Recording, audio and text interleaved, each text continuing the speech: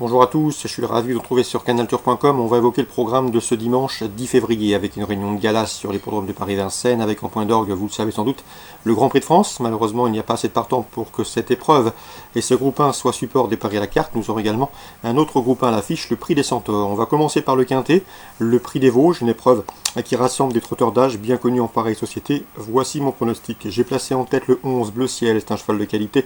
Il a prouvé qu'il avait la pointure d'une course comme celle-ci, il compte 2 places en 50 écourus. Et j'ai bien aimé sa 6e place dans le Quintet Prix de Cran, où il n'a pas bénéficié d'un bon parcours à la hanche et en dehors du futur lauréat Valakaja Indo. Et avec un meilleur scénario de course, il peut s'imposer le 11 Bleu Ciel. On lui posera le numéro 3, Braco, qui fait face à un engagement intéressant au premier poteau, qui surtout sera déféré les 4 pieds pour la première fois de sa carrière, raison pour laquelle je m'en méfie particulièrement. Le 14, Big Boss, est lui aussi confirmé dans les quintés, une victoire et une place en 7 événements disputés. 6e d'un quintet de meilleure facture le 8 janvier sur ce parcours. Il peut intégrer le podium. Attention également, numéro 16, c'est Beach Jewelry et le numéro 17, Balzac de Souvigné, respectivement affichés 4e et 5e d'un quintet de meilleure facture. Le prix du Langeais, fin janvier, sur ce parcours. Le numéro 13, Serial d'Atom, a des références à faire valoir dans les quintets. Il avait notamment fait l'arrivée d'une course A, une épreuve de bien meilleure facture, puisque cette épreuve est estampillée course D. C'était au mois de octobre, fin octobre. Il a des références sur ce parcours, il sera confié à Eric Raffin qui le connaît. Ça doit suffire pour intégrer un quintet. Le numéro 5, Baron de Majoag, n'a pas gagné depuis plus d'1 an, mais à mon avis dans ce lot, une place peut lui revenir, tout comme le numéro 18, Vixel. Vixel toujours à la recherche d'une première victoire dans un quintet, mais il compte déjà 11 places en 15 tentatives. À 10 ans, il garde Borest et peut conserver un accessite ici. On résume tout ça en chiffres. Pour ce quintet du dimanche 10 février, le 11, le 3, le 14, devant le 16, le 17, le 13, le 5 et le 18. En canon partant, ce sera le numéro 2, Chromat Guibel, qui est en belle forme. Dans la deuxième course du programme à Vincennes, mon préféré sera le numéro 11, Elino Bilou, un cheval qui a été préservé pour ce meeting. Lors de ses 3 derniers parcours, il a signé 2 succès et une place de 3e dans un groupe 3, le prix Léon Taquet, où il était devancé notamment par Evangelina Blue, qui participera à un groupe 1 au cours de cette même journée. Il dominait notamment Eladora de Forgan. Ça doit suffire ici pour jouer les premiers rôles. 211, Elino Pilou. L'opposition, pourquoi pas envisager le 5 éclatant, numéro 8, Espace Winner, qui ont en commun de partir au premier échelon et de rester sur un probant succès. 11, 2, 11, 5 et 8 la deuxième course.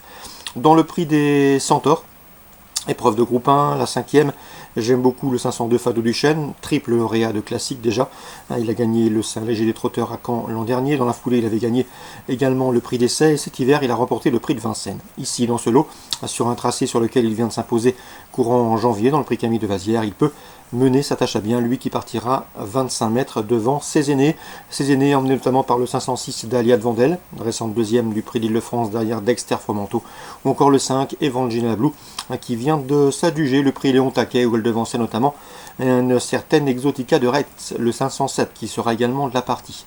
Donc le 2, Fado Duchesne, belle course poursuite en vue, avec le 6, le 5 et le 7 d'Alia de Vandel, Evangelina Blue et Exotica de Retz. Grand Prix de France, c'est la 6e, groupe 1, une belle épreuve en piste puisque les meilleurs trotteurs de l'Hexagone pour la plupart sont au départ, même si l'épreuve n'a pas fait le plein de partants.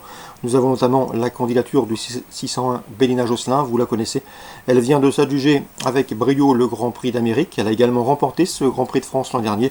Seul son numéro 1, toujours un peu piège, peut contrarier ses plans, mais elle est prête une nouvelle fois à lutter pour le succès.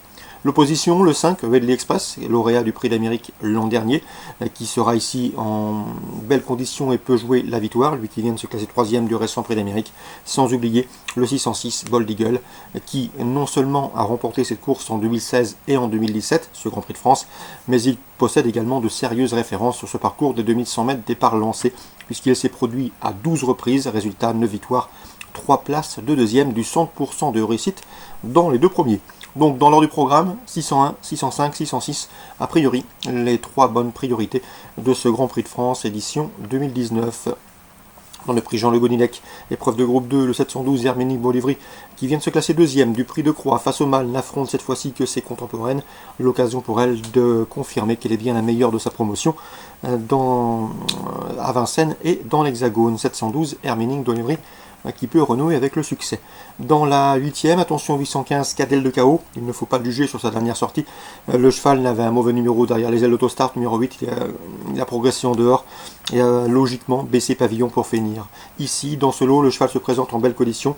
Stéphane Frioul nous a toujours dit que le cheval avait de la qualité, qu'il était en retard de gain, et à mon avis, il peut parfaitement mener sa tâche à bien. Le 815 Cadel de KO à racheter en confiance. On résume tout ça rapidement pour Vincennes. La deuxième, 11, 5, 8. La cinquième, le 2, le 6, le 5 et le 7 un peu plus loin. Le Grand Prix de France, le 5, le 1, le 5, le 6. La 7e, 712. La 8e, 815. À Cagnes en Réunion 4. Les courses sont relativement ouvertes. Toutefois, dans le Grand Prix de la Riviera Côte d'Azur, nous avons au départ le 304 Pump Palace qui vient de s'adjuger l'épreuve préparatoire, le prix du docteur Casanière le 21 janvier sur ce parcours de 2000 mètres PSF. Le bémol, c'est que ce cheval devra composer avec le numéro 15 dans les stalles, ce qui peut le contraindre à un mauvais parcours. C'est la seule réserve. 304 Pump Palace. Assez récent dauphin, le 301 Aubois, deuxième de ce prix Docteur Casanière, et le 308 également, c'est Rock Angel, troisième de cette course référence, conduit à l'opposition, sachant que Aubevoie, le numéro 1, a lui aussi hérité d'un numéro en dehors dans les stalles avec le 14. 304, 301, 308, on prend l'aime et on recommence. Même topo avec le prix de la Californie, où nous avons au départ les protagonistes de la préparatoire qui s'appelait le prix Joseph Collignon, disputé sur ce parcours de 1600 mètres PSF.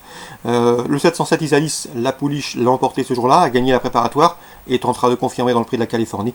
L'opposition, le numéro 2, Valane, le numéro 5 également, Elsia, respectivement affichés 2e et 3e de cette même épreuve préparatoire.